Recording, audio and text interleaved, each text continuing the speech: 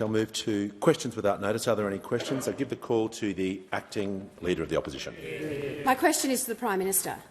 Labor has refused to announce when it will release its 2035 emissions reduction targets. At COP29— Order. The Minister for Climate Change is warned. It's a different day, but it's the same standards that we are all looking towards, which is no interjections whilst someone is on their feet. So the acting Leader will begin her question again. My question is to the Prime Minister. Labor has refused to announce when it will release its 2035 emissions reduction target. At COP29, Minister Bowen said, "Next year, when we bring forward our nationally determined contributions, we must all strengthen efforts and deliver our highest possible ambition." Why is the Albanese Labor government keeping its target a secret? And can the Prime Minister guarantee that it won't lead to increased energy prices for Australian families? Call to the Prime Minister. I really do thank the Deputy Leader of the Opposition for the question. We passed legislation in this House for 43% by 2030, opposed by those opposite, and net zero by 2050, opposed by those opposite. When we passed the 43% by 2030, one of the provisions that was carried with amendments was that the Climate Change Authority had to give us advice about future targets. That is the law. That is the law.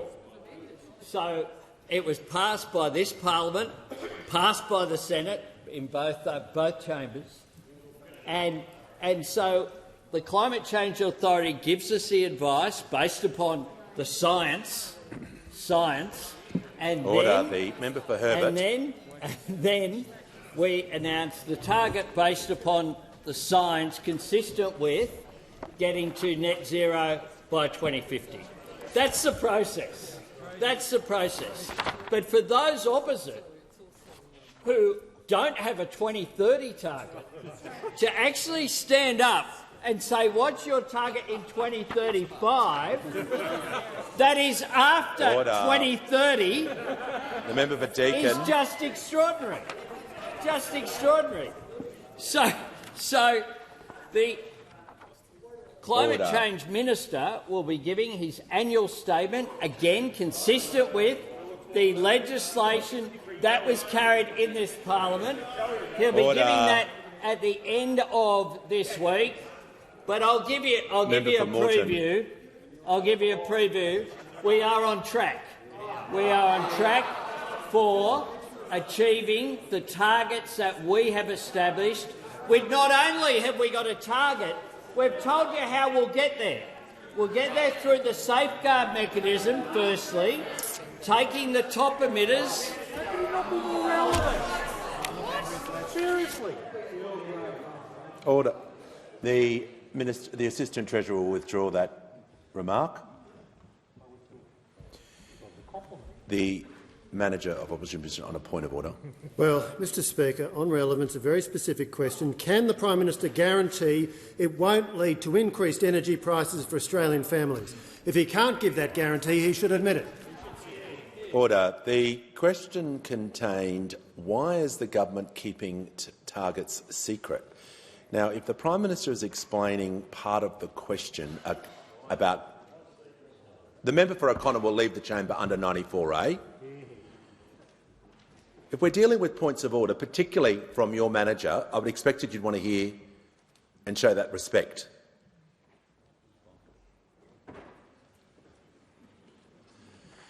So the Prime Minister is being directly relevant.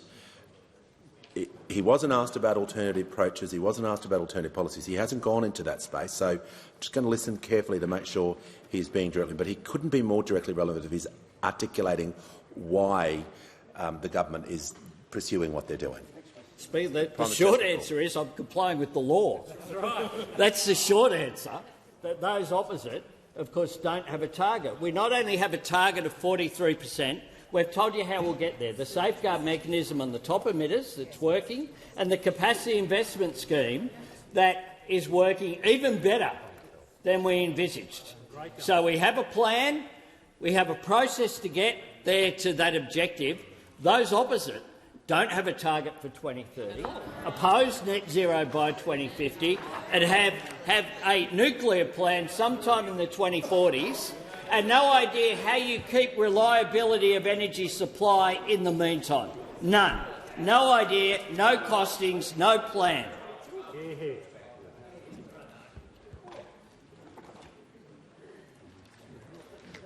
The call to the member for Gilmore. My question is to the Prime Minister. How is the Albanese Labor government providing cost of living relief and building more homes, and is there anything standing in the way? The call to the Prime Minister. I thank the member for Gilmore for her question. Of course, our number one priority every day is relieving cost of living pressures. And there are three key ways that we're doing that. We're getting wages up, opposed by those opposite. We're bringing costs down through our cost of living measures, and we're getting inflation back to where it should be. We inherited inflation on the rise with a 6 in front of it, and now it's going down with a 2 in front of it, and that is important. And we know that housing is one of the big costs causing stress for Australians. Labor's Help to Buy program will help 40,000 Australians buy a home of their own. People who've worked hard and saved but still can't get a deposit. Now we're stepping up to help more Australians buy a home. We want to help with social housing through our Social Housing Accelerator, through the Housing Australia Future Fund. We want to help people who are renters through the increases that we've had in rental assistance. But we also want to help more people to buy their own home. Now, those opposite, right across the board, both there and down in the corner there, some of them, are teaming up, the Liberals and the Greens, to get in the way. The clue's in the title for why they oppose Help to Buy, because the Liberals never want to help and the Greens never want to buy. Now, Australia's housing shortage didn't happen overnight.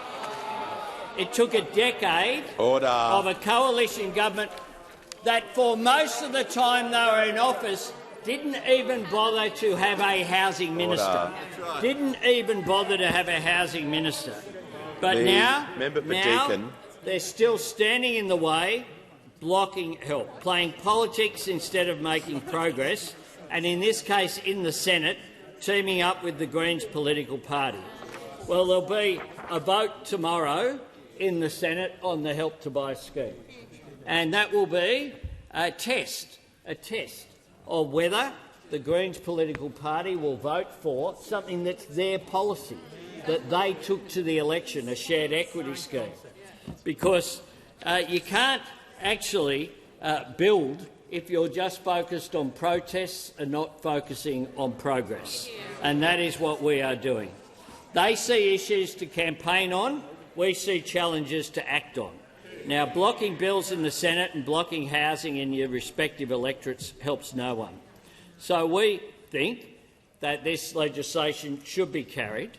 We're not waiting around for the Liberals and Greens, but it's a big test tomorrow in the other place to see whether the coalition continue to combine with the Greens to become the no-alition in just opposing good policy. Call to the Manager of Opposition Business. My question is to the Prime Minister. Given emissions have gone up under the Albanese Labor government, how does the Prime Minister expect Australians to take this government seriously on climate action? Call to the Minister for Climate Change and Energy. Order. The Minister has the call. The Manager was heard in silence. We're going to show the same respect to the Minister. The Minister has the call. Well, thank you very much, Mr Speaker, and we on this side of the House welcome that question. You know, chutzpah is a wonderful word, Mr Speaker, and we've seen a wonderful example of it from the opposition today.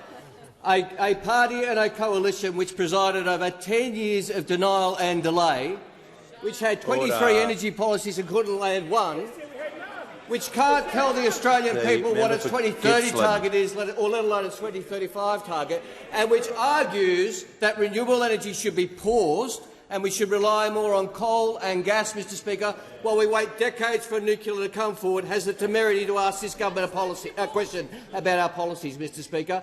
When we have legislated a Climate Change Act, when we've legislated safeguards reforms, when we've legislated new vehicle efficiency standards, which the member for Bradfield tried to do and got rolled by his cabinet, Mr Speaker. We've done it, which he couldn't deliver.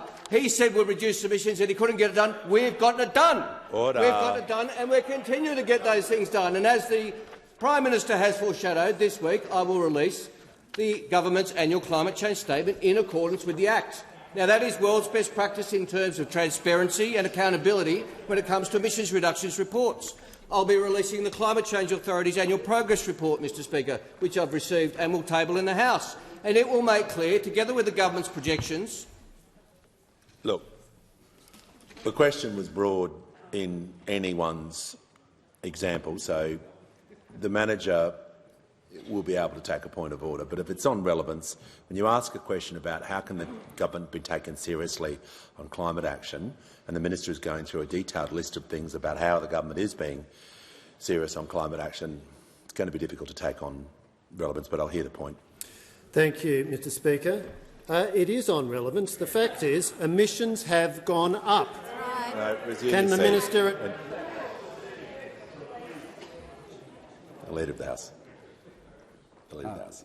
Just point of order, Mr Speaker. That was clearly an abuse. You advised that the minister was already relevant. He then took a point of order on relevance and then added nothing but a comment, added nothing to consideration of the standing orders at all. It was complete abuse.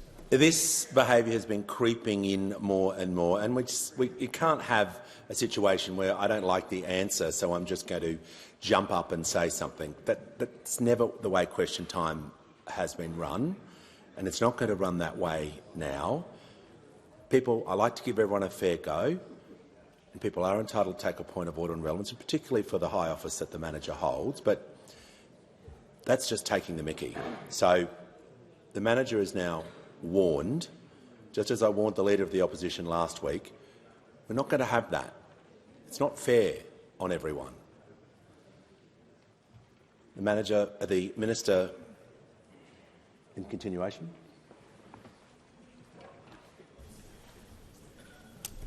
Mr Speaker, all these things the government has done, in addition to the capacity investment scheme, which is underpinning 32 gigawatts of new renewable and dispatchable energy, all of which has been opposed by those opposite, and all of which are contributing to emissions reductions in Australia, as will be outlined in the Climate Change Authority's advice and the forecast that will be released this week. And I look forward to the opposition's detailed policy response, which will outline, no doubt, the full costings of their nuclear plan, no doubt the emissions impact of the nuclear plan, which will see emissions balloon under their nuclear plan, Mr Speaker. I look forward to all those details from the opposition on Thursday. No doubt they've had plenty of opportunities. The member for Fairfax will have a lengthy opportunity to respond, and I'm sure it will be jam-packed full of policy detail. When the House comes to order, we'll hear from the honourable member for Macarthur. Thank you, Mr Speaker. My question is to the Minister for Housing and Homelessness. What is the Albanese Labor government doing to help Australians with cost of living pressures around housing, and what is standing in the way? Call to the Minister for Housing and the Minister for Homelessness. Thank you, Speaker, and I thank the fantastic member for Macarthur for his question. And it gives me a great opportunity to update the House on Labor's bold and ambitious housing agenda, Speaker, an agenda that comes after a wasted decade under those opposite. As the Prime Minister reminded us, Speaker, a decade for most of which those opposite did not even have a housing minister. That's how tapped out of this problem they were. Order. Now, Speaker, the election of our government changed that attitude. We have a Commonwealth government stepping up, leading the country and working with the states to get better housing options for Australians. We're working to get the country building more homes. We're getting a better deal for renters, and home ownership, Speaker, is a critical part of that agenda. Now, in your electorate, Speaker, and in mine, there are low and middle income Australians who have been locked out of the housing market, key workers who need and deserve government's help to get into a home, childcare workers, teachers, nurses, cleaners, and Labor's Help to Buy bill is part of the puzzle in addressing this. Now, I'm asked what stands in the way. What stands in the way, Speaker, are those opposite. They say no to everything. For every good thing our government is doing, there is nasty negativity and reckless opposition, and on housing it is no different. But the biggest hypocrites of all, Speaker, are the Greens. For everything our government has tried to do on housing this term, the Greens— just to invite the minister to withdraw that comment. I will withdraw that if you like. Absolutely, Speaker. Withdrawn. For everything our government has tried to do on housing this term, the Greens have worked in partnership with the opposition to block and delay. And the net effect, Speaker, of the Greens' presence in this parliament on housing is thousands of Australians who have been denied a home and fewer homeowners. It is not a record that I would be particularly proud of. Australian Greens. Now, they have a chance this week, Speaker, to redeem themselves by allowing our housing bill's passage through the Senate. Remembering, Speaker, that the Greens bought a scheme just like Help to Buy to their platform in the last election. We know that they support this scheme, and the only reason that they have blocked and delayed home ownership for childcare workers and nurses is because every time the Greens choose politics over progress for Australians. It is time for this juvenile charade to come to an end. The bill before the Senate will help tens of thousands of low-income people like nurses and childcare workers into home ownership, and the Greens must stop working with those opposite to deny these people those opportunities.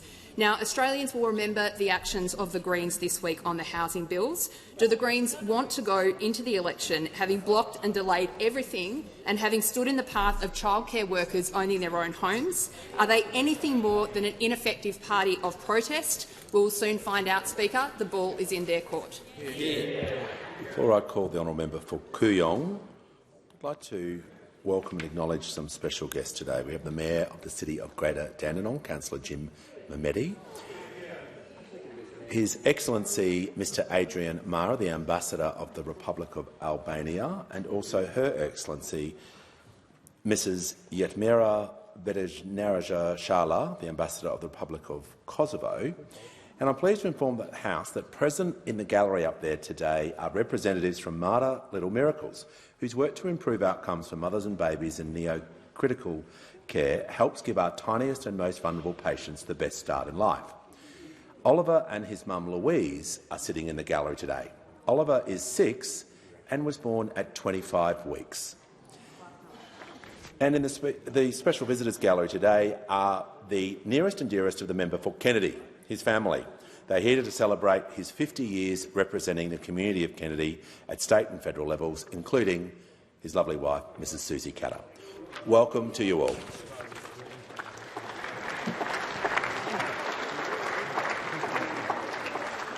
I give the call to the honourable member for Kooyong. Thank you, Speaker. My question is for the Minister for Environment and Water. Minister, a recent review found that major supermarkets are in some cases charging more for unpackaged fruit and vegetables than they are for plastic-wrapped produce. One example was loose potatoes, which cost 53% more than bagged ones. With Australians already struggling with the cost of living crisis and some really trying to do the right thing by reducing their plastic waste, how is the government going to hold supermarket chains accountable for fuelling Australia's plastic pollution? Give the call to the Minister for the Environment and the Minister for Water. Thanks so much, Mr Speaker, and thank you very much to the member for Kooyong for that excellent question. It really is quite outrageous that the supermarkets are actually making it more expensive for families to do the right thing when they're doing their shopping. Bananas come in their own packaging. Oranges come in their own packaging. They don't need to be wrapped in plastic as well. The supermarkets have also walked away from their responsibility for recycling soft plastics. As the member for Kooyong knows, the supermarkets have been much too slow in reinitiating the collection of soft plastics at supermarkets. So we're continuing to work on the supermarkets to roll out the collection of soft plastics again. We are opening soft plastics recycling facilities, including for those very difficult plastics like food packaging to be recycled. In fact, the member for Adelaide, in his electorate, has recently seen the opening of a new soft plastics recycling facility, one of 60 soft plastics recycling facilities that we've rolled out across the country as part of our $1 billion investment in upgrading recycling facilities across the country. And we're also, of course, working with state and territory governments on packaging regulation. We need to create less of this waste in the first place. We need to make sure we're making demands on packaging makers, like upping the level of recycled content in packaging, reducing unnecessary packaging, getting rid of those particularly bad additives. Of course, we're also banning the import or severely restricting the use of around 500 of those PFAS group of chemicals from the 1st of July. Again, that will make a huge difference on this side. And we're working internationally because, of course, this is an international problem. We're working with countries in our neighbourhood, like East Timor and Indonesia, to deal with issues like the ghost nets and the ocean plastics that are washing down from our neighbourhood, to take those plastics out of the ocean. And right now, today, in fact, in Busan, the negotiation on the Global Plastics Treaty has started in Busan today. This is the final stage of the negotiation. Australia has been advocating very strongly for an ambitious treaty that restricts the production of new plastic and focuses much more on recycling the plastic that we've already got in circulation globally. We are absolutely determined to reduce the amount of plastics being used. It's such a shame that those opposite teamed up with the Greens in the Senate to actually disallow the cost of licences to export our waste overseas. It was your policy when you were the minister. Why would you disallow it? Order. The acting leader and the Minister for the Environment will cease interjecting. Give a call to the member for Paterson. Thanks, Speaker. My question is to the Treasurer. What is the Albanese Labor government doing to help Australians with the cost of living, and what obstacles stand in the way, Treasurer? Give a call to the Treasurer. Yeah, thanks, Mr Speaker, and thank you to the member for Paterson as well for always maintaining a focus on the main game, which is the cost of living. The member for Paterson knows that when we came to office, Australians were going backwards. And that's because inflation was higher and rising, wages were lower and real wages were falling quarter after quarter. There were huge deficits and enormous debt, and that meant that Australian living standards were falling. And we know that people are under pressure. We know that people have got a lot of ground to make up in their household budgets, and that's why it's our primary focus on this side of the House. And we have made some good, substantial progress. Inflation is now less than half what we inherited. It's back in the Reserve Bank's target band, and real wages have grown now for 4 quarters in a row. We'll get some monthly inflation data on Wednesday. That monthly number bounces around a bit, but really anything with a 2 in front of it will show the kind of progress we've made since it was north of 6% under those opposite, Mr Speaker. Now, despite good progress we're making in the national numbers, we know that that doesn't always automatically translate to how people are faring or feeling in the economy. We know that it's not mission accomplished because people are still under pressure, and that's why our cost of living help is so important. Getting inflation down, getting wages up, tax cuts, energy bill relief, rent assistance, cheaper medicines, cheaper early childhood education. And we've done that at the same time as we've delivered 1 million jobs and delivered 2 surpluses in 2 years, when those opposite couldn't deliver a single surplus in 9 years, Mr Speaker. Now, worse than that, those opposite, when they had the opportunity to support cost of living help, they couldn't bring themselves to do it. And that means, because they oppose cost of living help, it means that people would be much worse off today if those opposite had their way. On this side of the House, we've come at the cost of living challenge from every responsible angle. And at every single turn, those opposite have argued for and voted for lower wages and less cost of living help. And that means that people would be worse off today if they had had their way. So this is the risk they pose, Mr Speaker, because this is their record. They left behind higher inflation and falling real wages and more deficits and debt, and we have been working around the clock to turn that around. And those opposite are a risk to the progress that we have made because of that record of coming after wages and cutting Medicare and rorting the budget, Mr Speaker. Now, this side of the House, we know that Australians are under pressure, but more than acknowledging that, we're actually doing something about it. And what that means is Australians would be worse off without our cost of living help, and they would be much, much worse off under those opposite. The biggest risk to household budgets is a coalition government, Mr Speaker. This is why they haven't come clean on any alternatives, because the alternative over there is more inflation, lower wages and less help. Call to the member for Nichols.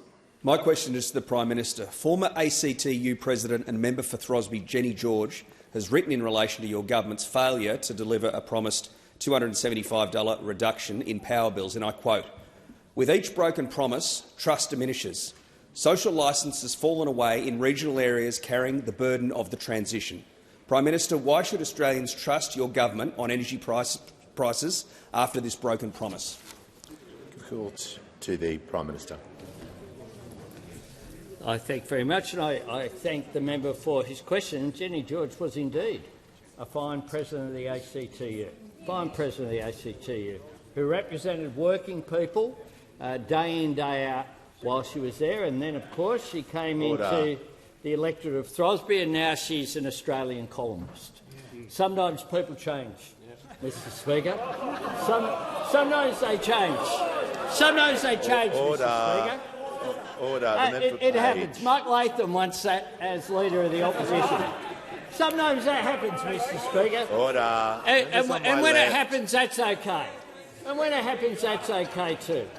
But what we have done, Mr Speaker, is to make sure that we are delivering on our commitment that we made to take action on climate change. And we know that from those opposite want to have a debate about our plan for renewables, firmed by gas, with their plan for I don't know what, in between now and the 2040s, when nuclear will come in. Well, a couple of little facts. Nuclear energy peaked as a proportion of global energy in 1996, and it's been falling ever since. The number of nuclear reactors worldwide peaked in 2002, 22 years ago, and last year the world added 460 gigawatts. Pause. The member for Nichols is seeking a point of order. Mr Speaker, it was about reduction in power bills and broken promises and trust diminishing, and the Prime Minister is not addressing that. Well, if the Prime Minister is talking about energy prices, and it's a pretty broad question with a preamble about a newspaper article, it wasn't a short question, and I think would be a fair statement. So we're just going to listen to the Prime Minister to make sure he's being directly relevant. I believe he is, and he's entitled to, if you ask about energy prices, he's going to, I don't know what he's going to say, but he's going to give an answer on that topic. Mr Speaker, and there are a number of articles. This is a regular columnist for The Australian, and good luck to Jenny George, and I wish her well. But when we're talking about a plan to go forward, as the world is, that plan is being driven by renewables and the shift that's happening with the transition to clean energy. That is what is happening. And that's why the world last year added 460 gigawatts of new non-hydro renewables, while nuclear energy generation went backwards by 1 gigawatt. The United States added 39 gigawatts of new renewables last year and no nuclear. And last year, China added 217 gigawatts of new renewables and only 1 gigawatt of new nuclear. Now, the reason why the world is transitioning to clean energy is because they understand not only is that good for the environment, it's also good for their economies. And that is why Australia is a part of that global transition that's occurring. Those opposite want to press the pause button, don't have any plan for between now and 2040s, and won't tell us how much their plan will cost. That will contribute some 4% of our energy needs in the 2040s. We call the member for Blair. Speaker, my question is to the Minister representing the Minister for Employment and Workplace Relations. What is the Albanese Labor government doing to lift wages? Are there any threats to the pay of Australian workers? Call to the Leader of the House. Thanks very much, Speaker. And I thank the member for Blair for the question and for his commitment to getting wages moving in Australia. This government's committed to lifting wages, to fighting inflation, to strengthening Medicare and to building more houses. Those opposite, throughout all of the arguments we've had with respect to lifting wages, have opposed us every single time. Every single time, right from the election campaign, when the Prime Minister was asked whether or not wages should keep up with inflation, and he answered with one word, which was absolutely. Absolutely. And when those opposite heard it, they thought it was a mistake. They couldn't picture the concept of conviction for working people. They had no way of handling it. So they then came up with their different arguments when we introduced the legislation to get wages moving. First, they claimed it would be inflationary, and yet while wages have been rising, inflation has halved. They then claimed there'd be crippling economy-wide strikes. Strikes are now running at 1/6 the rate they were under the previous government. That's right, the final quarter for the previous government, the number of days lost to industrial action was 6 times higher than it is now. So why would it be that they voted against pay rises for Australian workers 48 times? Why would it be that they've done that? Why would it be that they are so committed to oppose the concept of people earning more and keeping what they earn? Because they've done it every single time. Our approach to the minimum wage, the annual wage review, has been to go in every time and argue for wages to be improved so that people don't go backwards. We've done it every single time. They had a complete opposition to that approach. Instead, their approach was for low wage growth to be a deliberate design feature of their economic management, and they delivered it. Successfully for a decade, wages flatlined. But as a result of the changes of policy of this Prime Minister, as a result of the changes of law of this government, what have been the outcomes? The minimum wage over the 3 annual wage reviews has now gone up by 18.5% in the life of this government. That's for the people who are the lowest paid in Australia, earning $7,451 extra a year. On award wages, 14.8% increase over the life of this government. Aged care workers on a 15% increase, opposed by those opposite. Early educators on a 15% increase, opposed by those opposite. The gender pay gap at the lowest level it's ever been since records began because of legislation, opposed by those opposite. Mine workers, cabin crew, meat workers, all earning more and keeping more of what they earn. Call to the honourable member for Lindsay.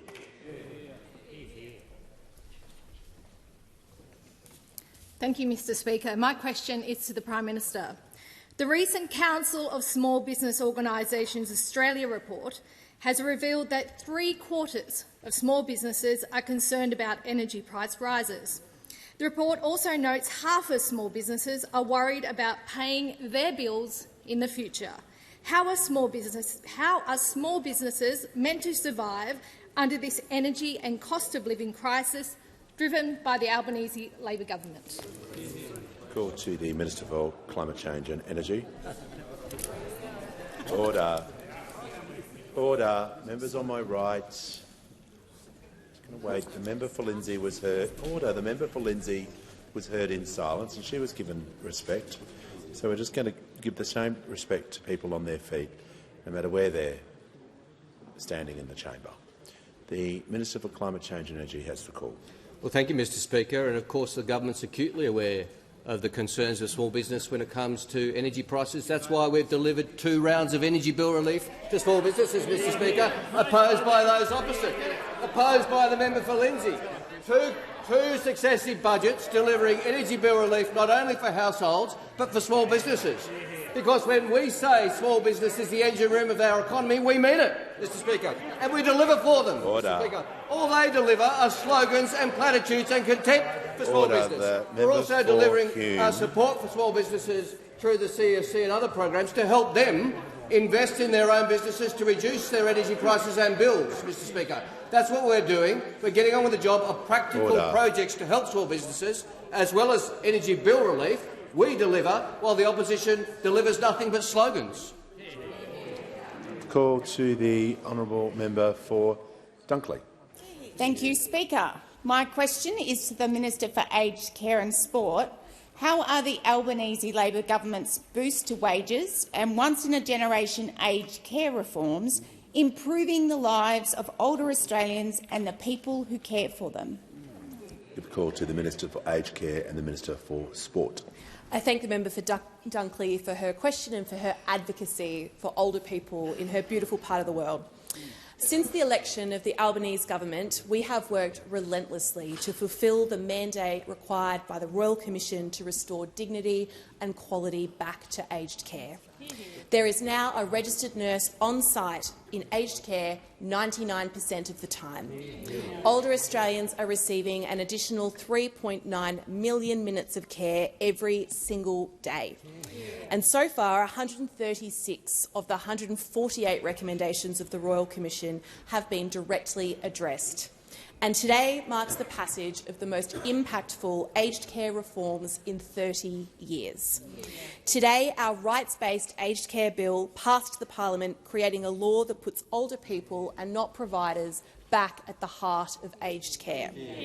Older Australians will receive compassionate and person-centred care delivered by skilled workers who are respected and fairly paid. The aged care system will be sustainable, with those who can afford it making contributions towards the cost of their own care. I want to share with this chamber a story about a duo named Joan and Michelle, who exemplify exactly what these reforms are about. Michelle is a personal care worker on the Sunshine Coast in Queensland. She is one of the 250,000 aged care workers who received a pay rise and a tax cut from the Albanese Labor government. And through our fee-free TAFE, Michelle is now doing a diploma of nursing to further her career and become an enrolled nurse. Michelle supports Joan, a 96-year-old pensioner and home care recipient. Joan and her husband John lived and worked in Avondale, raising their family of 10. And after her kids left the nest to have families of their own and her husband John passed away, Joan moved to a retirement village in Nambour. And like a growing number of Australians, Joan wants to live in her own home for the rest of her life. And under Support at Home, that will now be possible. Support at Home will ensure Joan has faster access to assistive technology like walkers or wheelchairs and increase the maximum level of support from $61,000 up to $78,000. Support at Home will offer a temporary boost in funding available to Joan if she has an accident or needs restorative and allied health support. This is how the Albanese Labor government's once-in-a-generation aged care reforms are improving the lives of older Australians and the people who care for them. Good call to the honourable member for Fairfax. Thank you, Mr Speaker. My question goes to the Prime Minister. Can the Prime Minister please advise how much taxpayers' money the Albanese Labor government has committed to spend on agreements arising from COP29? Order. Give the call to the Minister for the Environment and the Minister for Climate Change and Energy. Order. The acting Leader of the Opposition just going to listen to the answer. Minister, thank you, Mr Speaker. I'm delighted to take the question from the member for Fairfax. The answer to his question is zero. Mr Speaker, last week the government was requested by other governments to enter into certain agreements and arrangements, which we did agree to. We joined, for example, the Global Energy and Storage Bridge Pledge, which is a very good thing to do. We joined the call to action for no new coal at the request of and suggestion of the United Kingdom government. And we signed the Australia-UK Climate and Energy Partnership, Mr Speaker. And after I signed that with Secretary of State Miliband, members on my left, the member he said, and I quote, Fairfax and the member for Page, hang on a sec. The minister is listing specific answers to the question that he was asked about, and he's going through a list. we've got to be able to do this respectfully, and if you've asked a question, there's detail involved, I would have thought you wanted to listen to that. So can everybody just make sure we're taking the temperature down and we're just listening to the Minister? The Minister has the call. Mr Speaker, the member for Fairfax asked me about agreements we'd entered into. After I signed the agreement with the United Kingdom, Secretary of State Miliband said to the media, and I quote, "In Britain, we so admire what Australia is doing on renewables, the drive this government has shown, and we want to learn from Australia in terms of solar, for example, Mr Speaker." That's what the Secretary of Energy in the United Kingdom said. And it also followed the agreement signed by the Prime Minister of Australia and India for closer cooperation in that most important economy when it comes to not only economic matters but the world's transition, because we work with governments across the board on renewable energy, agreements that those opposite would not be able to sign and enter into. And the member for Fairfax implies that there was a cost. There was zero cost. The call to the honourable member for Bean and Opposition Whip. Thanks, Speaker. My question is to the Minister for Education. What is the Albanese Labor government doing to build a better and fairer education system and support students with the cost of living? Are there alternative approaches? I should correct myself as the government whip and give the call to the Minister for Education. Well, thanks very much, Mr Speaker, and can I thank my friend, the cracking government whip, for his question. See what I did there? Last week, the ACT became the 4th jurisdiction to sign on to the Better and Fairer Schools Agreement. That follows Western Australia, Tasmania and the Northern Territory. That means more funding for public schools, $256 million more for ACT public schools over the next 10 years. That extra funding will start to roll out from July in just over a month's time. But as I've said before, Mr Speaker, this is not a blank cheque. That money will be tied to real and practical reforms to help children who fall behind when they're little to catch up and to keep up, help more young people finish school. And this week, the Senate will debate legislation that we have to pass to make this happen. Today, the Senate is also debating legislation to create, for the first time, paid prac. That's financial support for teaching students, nursing students, midwifery students and social work students while they do the practical part of their degree. These are people who've signed up to do some of the most important jobs in this country. People who teach our children, who look after us when we're sick or when we're old, look after women in domestic violence, refugees. And that same legislation will wipe $3 billion of student debt for more than 3 million Australians. It'll mean for someone with an average student debt today of about $27,000 that their debt will be cut, when that legislation passes, by about $1,200. And that's just the first step. If we win the next election, we'll wipe a further 20% off all student debts. Combined, these two reforms will mean that for someone with that average student debt of about $27,000, we will wipe $7,000 from their debt. And that's real help for a lot of young Australians, just out of uni, just out of TAFE, just out of home, just getting started. And what does the Liberal Party think of all of this? Well, they say that it's a terrible thing to do. They attack a 15% pay rise for childcare workers. They attack extra money for public schools.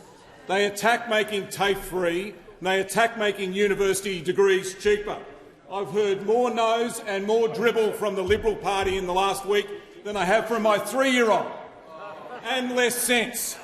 This reckless and arrogant Liberal Party that seem to not understand the power of education or what it can do, but we do, and so do the Australian people. Call to the member for Goldstein. Thank you, Speaker. My question is to the Prime Minister. As you know, the community in Goldstein and across Australia has been shattered by the tragic deaths of Holly Bowles and Bianca Jones due to methanol poisoning in Laos. The community's priorities are to provide Holly and Bianca's families with every support we can, to make sure the girls are returned to Australia as soon as possible, and to make sure that a proper process occurs to prevent this from happening to other young travellers. Prime Minister, can you update this grieving community on what the government is doing to bring Holly and Bianca home? Call to the Prime Minister. I thank the member for Goldstein for her question and for her leadership of her local community, which is devastated, as are other Australians, by the tragic loss of these two young women, Bianca Jones and Holly Bowles, two young Australians who had such bright futures ahead of them, travelling as young Australians do, and unfortunately not coming home in a way in which their parents and their community and their loved ones would have wanted to see. There has been a flood of grief in your local community, where both young women were so widely admired and well liked. They were best friends, and the best days of their lives should have been ahead of them.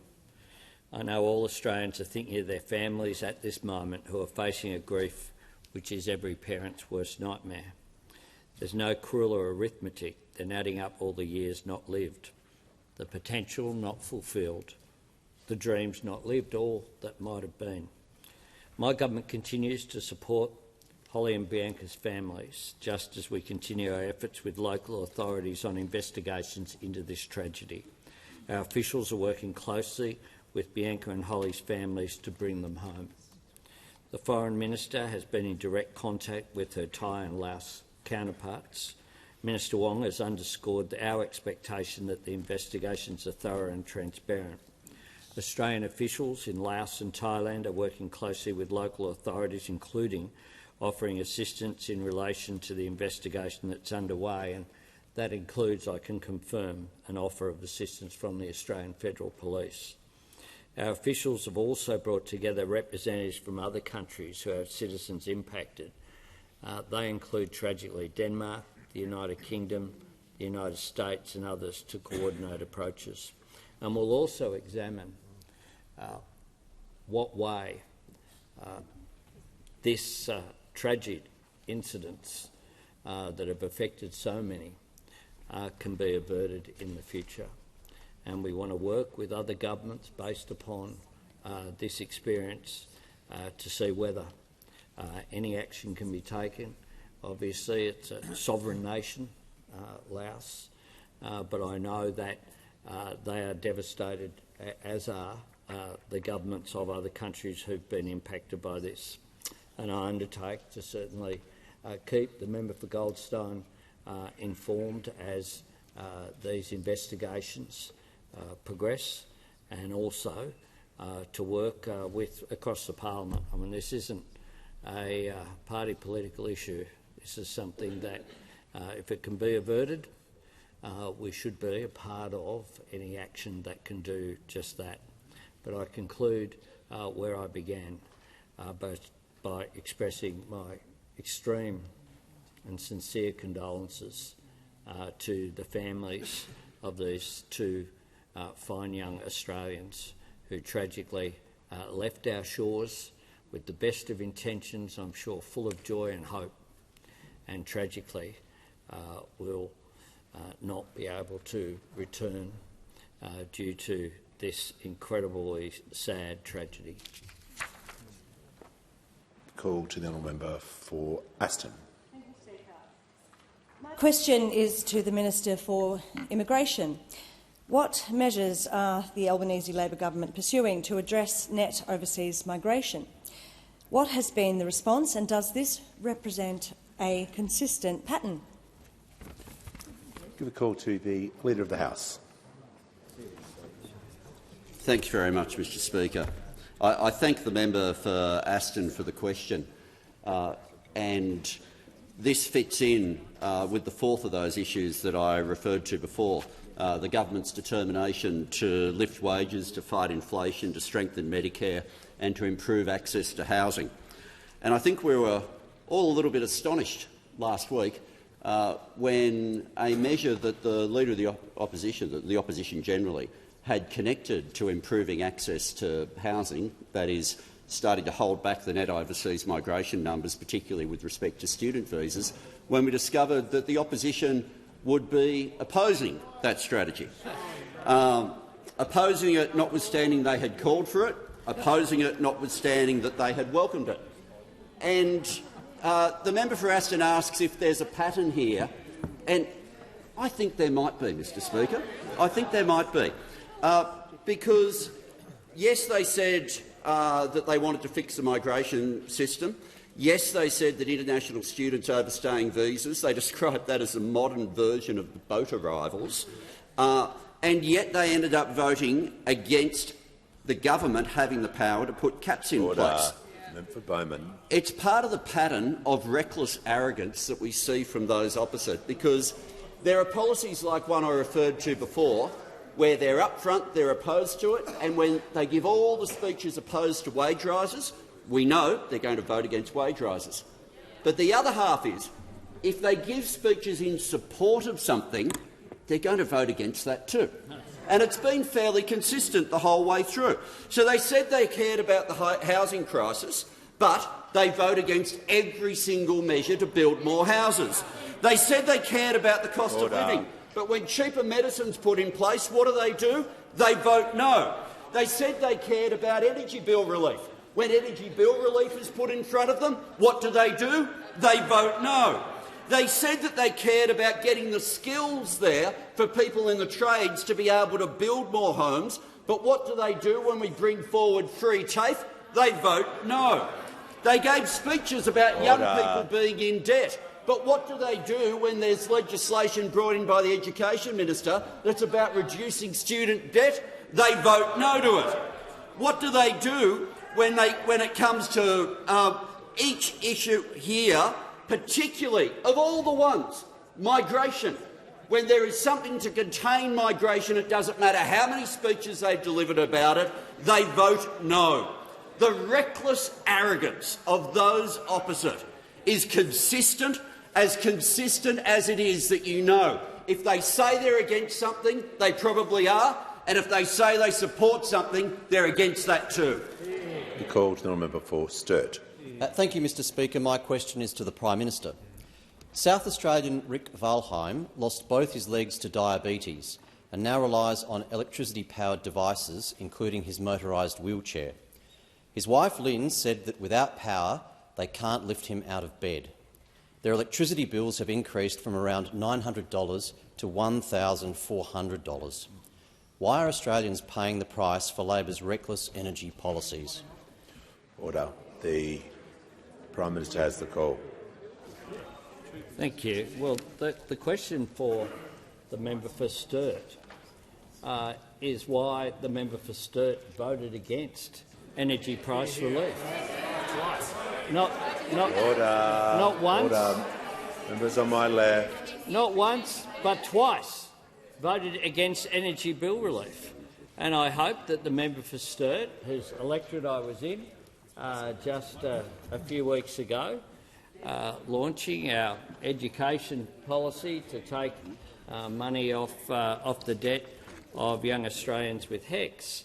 I hope that the member for Sturt has told his constituent, and indeed all of his constituents, that firstly they concealed a 20% rise in their electricity bills. It was before the election that indeed the member for Hume introduced a special regulation to make sure that that was hidden from the constituents in Sturt.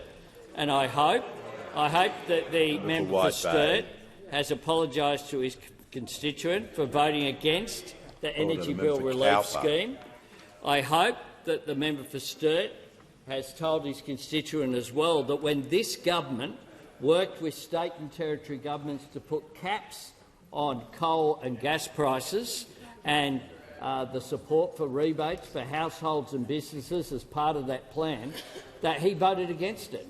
He didn't want it. He regarded that as an intervention into the market that was unnecessary, even though that global spike in prices was having an impact. And I hope as well that the member for Sturt, because I know that Claire Clutterham will certainly be telling the member for Sturt's constituents that your party policy is to invest unknown billions of dollars of their taxpayer dollars in publicly owned nuclear reactors sometime in the 2040s.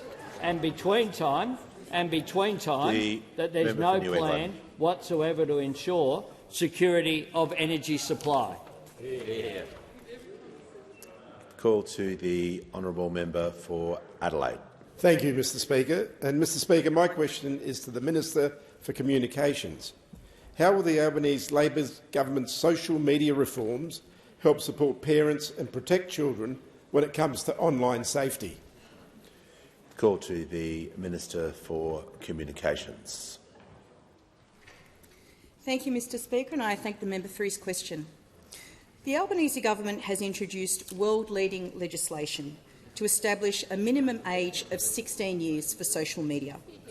Now, we acknowledge that this is complex and novel reform. As the government has outlined, this bill is about supporting parents and protecting children. And it's about making sure children have a childhood and parents have peace of mind. And it's also about the parliament working together to progress important reforms that will set a new community standard. Now, I can assure the House, Mr Speaker, this legislation is centred on the key principle that supports parents to say no. This is a powerful reference point for society. It also centres on the principle of protecting young people, not isolating them. Social media in its current form is not a safe product for them. Access to social media does not have to be the defining feature of growing up. There is more to life than constant notifications, endless scrolling and pressure to conform to the false and unrealistic perfectionism that can be served up by influencers. Social media is having a detrimental impact on our young people and their mental health, and that is why we are acting. Now, it's important that we support young people and their digital inclusion. The legislation before the Parliament and its associated rules will exclude messaging, gaming, educational and health support apps from the age limit. Examples of excluded services include, but are not limited to, Google Classroom, Kids Helpline social platform, Reach Out's Peer Chat and YouTube. And in protecting children, the legislation features stronger than typical data and privacy protections. Platforms will be required to ring-fence and destroy data collected for the purpose of age assurance when the age assurance check is complete. Not destroying data would be a breach of the Privacy Act with penalties of up to $50 million. And we have made clear the digital ID framework is not in scope and will not be used for age assurance. The government is also providing additional resources to the Information Commissioner to ensure it's equipped to oversee this legislation as it relates to privacy. Mr Speaker, this legislation will deliver greater protections for young Australians during critical stages of their development. It places the onus on social media platforms, not parents, not young people, to take reasonable steps to ensure these protections are in place. I welcome the prompt review of this bill by the Senate committee. I look forward to its assessment, and we will consider further steps in response that the bill should take in the protection of Australian children. Give a call to the member for Wentworth. My question is to the Prime Minister. Australians are the biggest per capita losers on gambling. 18 months ago, Peter Murphy's review recommended a ban on online gambling, and this is widely supported in my electorate, including by a mum I met in King's Cross who's working as a cleaner, desperate to help her son escape online gambling and the damage it has done to their family. This parliament had a once-in-a-generation opportunity to stop online gambling advertising. Why have you abandoned it? Call to the Prime Minister. Thanks very much. I thank the member for Wentworth for her question. Well, we've done more in 2 years to tackle gambling harms than has been done by any government since Federation. We've also made it very clear that the status quo is untenable, but we continue to engage with stakeholders on our response to what is an important issue. We have established a mandatory customer ID verification for online wagering. We've banned the use of credit cards for online wagering. We've forced online wagering companies to send their customers monthly activity statements outlining wins and losses. We've introduced new evidence-based taglines in wagering advertising. We've provided direct funding for specialist financial counselling to support people affected by problem gambling. We've introduced nationally consistent staff training. The Prime Minister will pause. The Prime Minister has concluded his answer. Give a call. Order. Order. And the House comes to order. We'll hear from the member for Hasluck. Thank you, Speaker. My question is to the Minister for Resources and Northern Australia. How will the Albanese Labor government's Future Made in Australia create more jobs in the resources sector with the introduction of the production tax credits for critical minerals, and what is standing in the way of those new jobs? The call to the Minister for Resources and the Minister for Northern Australia. Thank you very much, Mr Speaker. I want to thank the hard-working member for Hasluck for her question, because she knows Australia's critical minerals and rare earths are in demand right around the world, and that demand will only grow as we create more green technology, and of course they are integral for defence technologies that need our rare earths. The production tax credits for critical minerals are the biggest single investment any government in this country has ever made in the resources sector. The Treasurer this morning introduced the 10% tax credit for processing critical minerals that will create highly paid jobs, good jobs and wealth for future generations of Australians. Now, industry was active in its development, and indeed that's why industry has lined up to support it. And if I could remind everyone here of the support we have from the Association of Mining and Exploration Companies. The CEO, Warren Pearce, has said, after months of detailed consultation with industry, companies and key stakeholders, it is clear this vital assistance has been well designed and will be effective. It provides confidence to the growing critical minerals sector and demonstrates to the market and investors that Australia is open for business and serious about developing a value-added industry right here in Australia. The CEO, Warren Pearce, goes on to say, talking a good game isn't good enough. We need real action, and the production tax incentive is exactly what industry is seeking. And then the CEO of the CME, the Chamber of Minerals and Energy in WA, has said, this measure recognises the federal government's commitment to supporting industry to level the playing field in what is an intensely competitive global market. Passage of the legislation would set an important investment signal for further value-adding activities and provide certainty for industry. I am asked by the member, well, what is standing in the way of the production tax incentive? Well, you don't have to look far, because it's all over there. It is the members of the opposition, the coalition, the Liberal and National parties standing in the way of jobs in this country, of jobs in their community. On budget night, the member for Hume thought he was onto a winner with a new three-word slogan when he set to oppose the production tax incentives. The coalition have voted against tax cuts, against energy relief, against cheaper medicines, against higher wages, and now it's the resources sector's turn to cop the reckless thoughtlessness of the modern Liberal and National parties. By their words and deeds, Mr Speaker, in opposing this support for the critical minerals industry, the coalition are showing themselves for exactly what they are: anti-Western Australian, anti-Queensland, anti-jobs in communities right through your electors. They are anti-resources and they will pay a price. Well, I say to the opposition, why don't you support production tax credits for critical minerals? Well, it's because you are anti-resources. Call to the Prime Minister. And on that note, Mr Speaker, I ask further questions based on the notice paper. Last Wednesday,